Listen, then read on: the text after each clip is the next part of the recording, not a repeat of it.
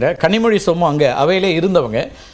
இதில் எதிர்கட்சிகள் ஒரு அரசியல் செய்கிறீங்கன்ற குற்றச்சாட்டை தான் உள்துறை அமைச்சர்லேருந்து மத்திய அரசு முன்வைக்கக்கூடியதை பார்க்குறோம். இதில் என்ன நடந்திருக்குங்கிற தெளிவு வேண்டுமா அல்லது அரசனுடைய பதில் வேண்டுமா, விவாதமா விசாரணையா அப்படிங்கிறது தான் பிரதானமான கேள்வியாக இருக்குது. திருமதி கனிமொழி.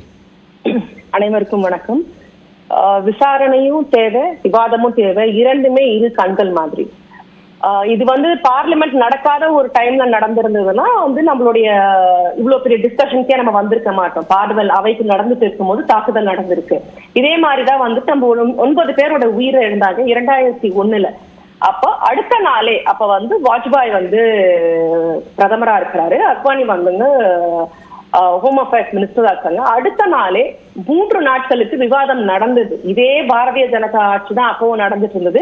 9 உயிர்களை இழந்து இன்னைக்கு 22 வருஷம் ஆகுது. இது நடந்த அடுத்த நாள் விவாதம் எதிர்கட்சி விவாதம் கேட்டப்போ சைட் பை சைட் இன்வெஸ்டிகேஷன் நடந்தாலும் விவாதம் கேட்டப்போ எல்லா எதிர்கட்சியினரும் ஆளுங்கட்சியினரும் பேசுவதற்கு வாய்ப்பளித்தது. நாடாளுமன்றன்றது மக்களோட குரலை ஒலிக்கிறதுக்காக தான் நாங்கெல்லாம் அங்க அனுப்பப்பட்டிருக்கோம். மக்களவையா இருக்கட்டும், மாநிலங்களவையா இருக்கட்டும். இப்ப எங்களோட குரல்கள் எங்களுடைய சொந்த குரல்கள் கிடையாது. நாங்க மக்களுக்காக தான் கேட்கிறோம். அதுக்கு ஜனநாயக முறையில அவங்க பதில் சொல்ல வேண்டிய தார்மீக பொறுப்பு சேர்மனுக்கு மட்டும் கிடையாது. நிச்சயமா நாங்க சேர்மனை நோக்கி நாங்க எந்த கேள்வியும் கேட்க முடியாது. சேர்மன் தான் சொல்றாரு. இப்போ உங்க சேர்மன் ஒரு விஷயம் என்ன சொல்றாருன்னா, ஓம் பிர்லா சொல்றாரு, இது என்னுடைய அவை, இந்த அவையினுடைய பாதுகாப்பு என் சம்பந்தப்பட்டது, அதாவது செக்ரட்டரியேட், பார்லிமெண்டரி செக்ரட்டரியேட் தான் பொறுப்பு இருக்கும், இது அரசாங்கத்தை நான் இதுல தலையிட விடமாட்டேன்னே சொல்றாரு. தன்கர் ராஜ்யசபாவோட சேர்மன் சொல்றாரு இதுல மெரிட்ஸ் இல்லைங்கிறாரு. ரூல் 267 வந்தா கூட மெரிட்ஸ் இல்லைங்கிறாரு. அதுக்கு பிறகு என்ன செய்ய முடியாதுல்ல? அதாவது இப்ப செக்யூரிட்டி நம்மளுடைய ஓம் பிர்லா கண்ட்ரோல்ல வந்தாலுமே அவர் ஸ்டேட்மெண்ட் கொடுக்க முடியாது. பிகாஸ் அவர் தான் அவையின் தலைவர். அங்க இருக்கிற அமைச்சரோ இல்ல பிரதமரோ தான் ஸ்டேட்மெண்ட் கொடுக்கணும். ஏன்னா அவர் நடுவர் ஒரு கண்ட்ரிக்கு ஸ்டேட்மெண்ட் அவர் கொடுக்கக்கூடிய அதிகாரம் இல்லை. He can request the minister give. அததான் கொடுக்க சொல்றோம். மினிஸ்டரை ஸ்டேட்மெண்ட் கொடுக்க சொல்லுங்க. நீங்க 1 வாரம் நடத்துங்க, 1 வருஷம் நடத்துங்க, எவ்வளவு நாள் வேணா விசாரணையை நடத்துங்க. இப்போ நம்ம நண்பர் ஸ்ரீராம் சொன்னாரு, அன்னைக்கு எத்தனை நாள் கழிச்சு பதில் சொன்னாங்க. சரி, இப்ப எத்தனை மணி நேரம் ஆயிருக்கு? கிட்டத்தட்ட புதன்கிழமை மத்தியானம் 1:30 மணிக்கு 1 மணிக்கு தாக்குதல் நடந்ததா? இன்னைக்கு கிட்டத்தட்ட வெள்ளிக்கிழமை வந்துருச்சுமா. இது வரைக்குமே அமித்ஷா அவர்கள் ஒரு ஸ்டேட்மெண்ட்டும் கொடுக்கவில்லை. தார்மீகமா அவருக்கு கொடுக்க வேண்டிய ஒரு நிர்பந்தமே இருக்கு. சிஆர்பிஎஃப் விசாரணைக்கு உத்தரவிட்டு இருக்காங்க. விசாரணையினுடைய முதல் கட்ட அறிக்கை அல்லது ஏதாவது குறைந்தபட்சமா வந்த பிறகு பேசுவதுதானே சரியா இருக்கும்னு நினைக்கலாம் இல்லையா? விசாரணை நடக்கட்டும், அது அடுத்த செஷன்ல கூட அதை பத்தி மீண்டும் விவாதிக்கலாம், பிரச்சனையே இல்லை. இப்ப என்ன கருத்து சொல்ல விரும்புறாங்க, ஒரு அவையில இருக்கிற ஒரு நாடாளுமன்ற உறுப்பினர்கள் என்ன கருத்தை முன்னிக்க விரும்புறாங்கன்றத நிச்சயமா சேர்மன் கண்டிப்பா கேட்டு ஆகணும். அந்த நோட்டீஸ அட்மிட் பண்ணணும். இதை நாங்க ஒரு ரிக்வஸ்டா தான் எங்க சேர்மனுக்கு வைக்க முடியும் வழிய, இது வரைக்கும் நான் பதவி ஏற்று சென்ற காலத்துல ஒரு நோட்டீஸ கூட அவர் அலோவ் பண்ணது கிடையாது. ஏன்னா எனக்கு தெரிஞ்சு அவரு நோட்டீஸ்னாலே அவர் எதற்காக அலோவ் பண்ண மாட்டேங்கிற டிஸ்கஷன்ஸை ஒத்துக்க மாட்டாரு. நான் சொல்றதுதாங்கிற மாதிரி தான் அங்க இரு அவையிலுமே நடந்துட்டு இருக்கு. எதிர்கட்சியினருடைய குரல் வழியை கிட்டத்தட்ட ஒடுக்குற மாதிரி தான். இப்ப இத்தனை பேர் சஸ்பெண்ட் ஆனாங்கன்ற இன்னொரு விஷயத்தையும் நீங்க கேட்டிருப்பீங்க. அதே மாதிரி மிஸ்டர் டெரிக் ஓபிரியன் ராஜ்யசபால சஸ்பெண்ட் ஆயிருப்பாங்க. வெள்ளிக்கு போய் எங்களுடைய குரலை உயர்த்துறது எங்களுடைய தார்மீக உரிமையாக எந்த ஒரு நாடாளுமன்ற உறுப்பினரும் இத்தனை நாள் வச்சிருந்தாங்க. ஒருத்தர் எழுந்து எங்க இடத்துல நாங்க எங்களுடைய குரலை உயர்த்தி நாங்க அவங்களோட அட்டென்ஷனை கெயின் பண்றதுக்கு நாங்க கேட்கும் போது அவங்க திரும்பி பார்க்கணும்னா எல்லோரும் மார்ச்சிங் டு தி வெல் தொன்றுபட்ட காலம் முதல் பார்லிமெண்ட் ஆரம்பிச்ச காலத்துல இன்னைய வரைக்கும் நடந்துட்டு இருக்கு. ஆனா இந்த அரசாங்கத்துல வெள்ளுக்கு போனாலே நாங்க சஸ்பெண்ட் பண்ணுவோம். அதாவது என்னன்னா அது ஒரு பயத்தை காட்டுவாங்க. நீ வெள்ளுக்கு வந்துட்டல, ரெஸ்ட் ஆஃப் தி செஷன் நான் சஸ்பெண்ட் பண்ணிடுறேன், நீ அதுக்கப்புறம் அடுத்து யார் வெள்ளுக்கு வரீங்கன்றத நான் பாக்குறேன்ற மாதிரி ஒரு அவை நடவடிக்கைகளுக்கு குந்தகம் விளைவிக்கிறீங்க அப்படின்னு சஸ்பெண்ட் பண்றோம்ன்றாங்க அவை தலைவர்கள். அவ்வளவுதான் நாங்க பண்ணுவோம், நீங்க எப்படி வெள்ளுக்கு வரீங்க பாக்குறேன்ட்டு அந்த மொத்த செஷனுக்குமே சஸ்பெண்ட் பண்ணிடுவாங்க. இது கிட்டத்தட்ட ஜனநாயக முறையில ஒரு நாடாளுமன்ற உறுப்பினரோட குடல் வழியே நெருக்கிற மாதிரி தான் ஒரு சிச்சுவேஷனை கொண்டு போறாங்க. ஒரு ஃபேரா ஒரு டிஸ்கஷன் நடத்தணும்னா எல்லா சப்ஜெக்ட்ஸுமே ஃபேரா டிஸ்கஷன் எடுத்து நடக்கணும். இந்த தாக்குதலை நான் இன்னொரு புறமாவும் பார்ப்பேன். அடுத்த வாரத்துல கிட்டத்தட்ட அந்த 3 கிரிமினல் ப்ரொசீடிங்ஸும் அந்த எவிடன்ஸ் ஆக்டையும் மீண்டும் அவங்க பிரசன்ட் பண்ண போறாங்க. அதை சர்வசாதாரணமா குரல் வாக்கெடுப்புல அவங்க கிராஸ் பண்றதுக்காக கூட நடத்திட்டு இருக்க பிஜேபி அரசாங்கமே இப்படி ஒரு உத்தியை செஞ்சிருக்கலாம்.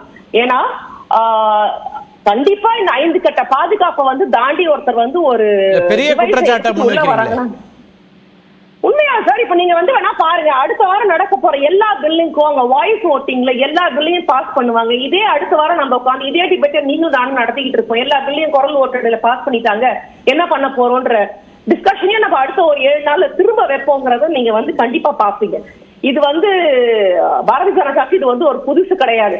அவங்களால எதிர்கொண்டு ஒரு அரசியலை செய்ய முடியல. எல்லாரையும் வெளியில அனுப்பிட்டு அவங்க மட்டும் இருந்து எல்லா பில்லையும் பாஸ் பண்ணுவாங்க.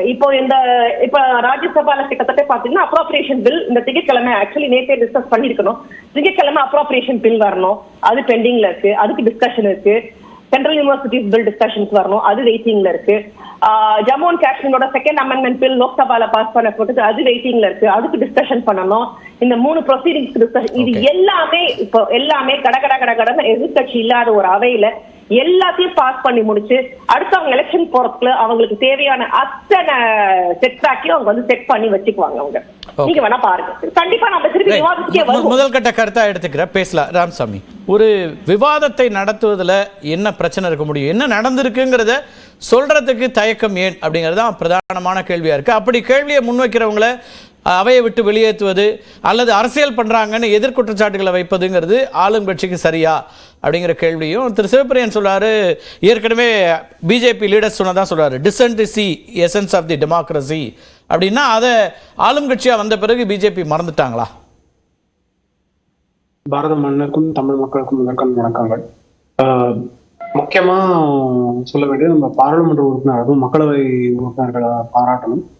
இந்த மாதிரி 2 பேர் உள்ள குதிச்சும் போதும் அவங்க ஸ்மார்ட்டாகவும் அவங்க தேவையான அளவு தைரியத்தோடையும் அவர்களையே அவங்க முதல்ல பிடிச்சி அதற்கப்புறம் ஹவுஸ் மேட்டர்ஸ் கிட்ட ஒப்படைச்சு அதற்கப்புறம் காவல்துறையினர் சிஆர்பிஎஃப் அவங்க அழைச்சு சென்றிருக்காங்கன்னு பார்க்கணும். முதல்ல அவங்களுக்கு அந்த பாராட்டுகள்.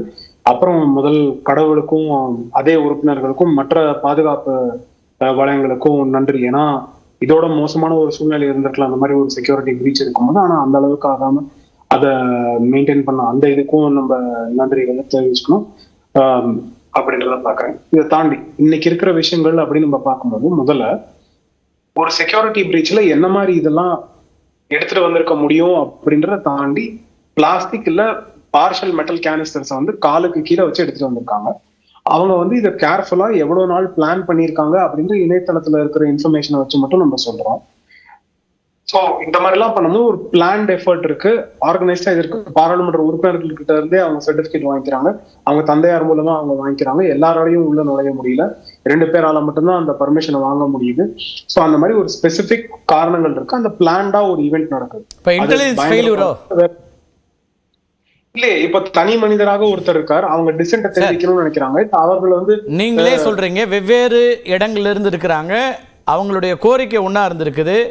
ஏன்னா இன்னைக்கு நீங்க 15 நாள் போலீஸ் காவல் கேட்கறதுக்கு சொல்லப்பட்ட காரணம் என்னன்னா, மும்பையிலேருந்து இதை வாங்கியிருக்காங்க, பெங்களூர்லேருந்து அதை வாங்கியிருக்கிறாங்க, இதெல்லாம் செஞ்சுருக்காங்கன்னா நாடு முழுக்க அவங்க ஆப்ரேஷன்ஸ் நடந்திருக்குன்னா அப்போ உளவுத்துறை ஃபெயில்யூரா அப்படிங்கிற ஒரு கேள்வி வரும்ல. அது எப்படி தெரியாமல் போச்சு?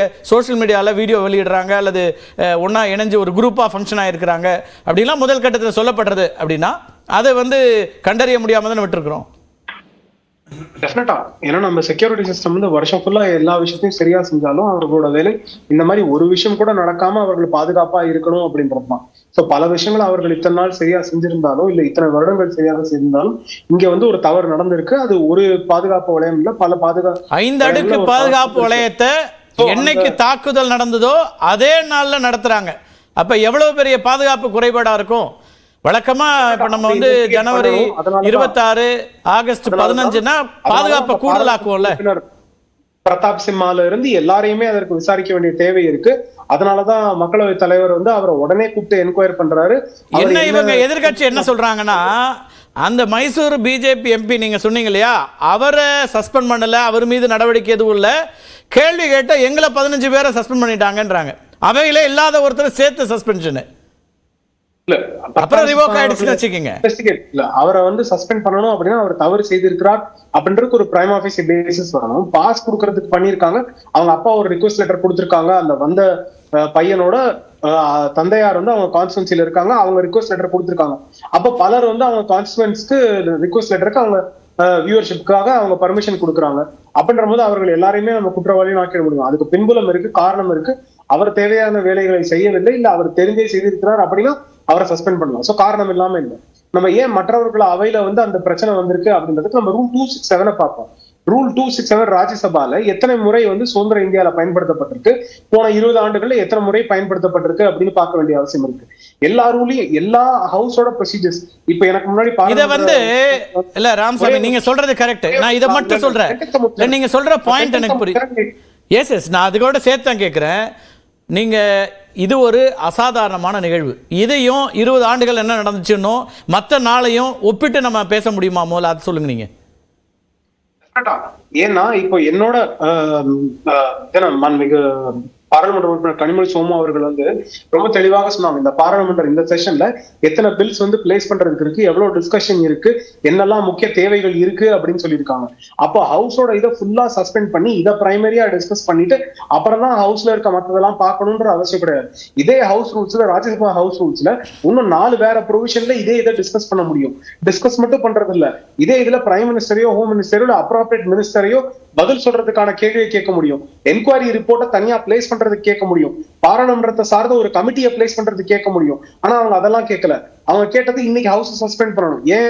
ஏன்னா ஹவுஸ வந்து வேலை செய்ய விடாம இருக்க வைக்கணும் அப்படின்ற இன்னைக்கு எதிர்கட்சிகளோட நோக்கம். இல்ல சார், அதோட அடிப்படை என்னன்னா ஹவுஸ் சஸ்பென்ஷனுக்கு முன்னாடி அவங்க வைக்கிற கோரிக்கை உள்துறை அமைச்சர் வந்து என்ன நடந்திருக்குன்னு சொல்லணும்னு கேட்கிறாங்க.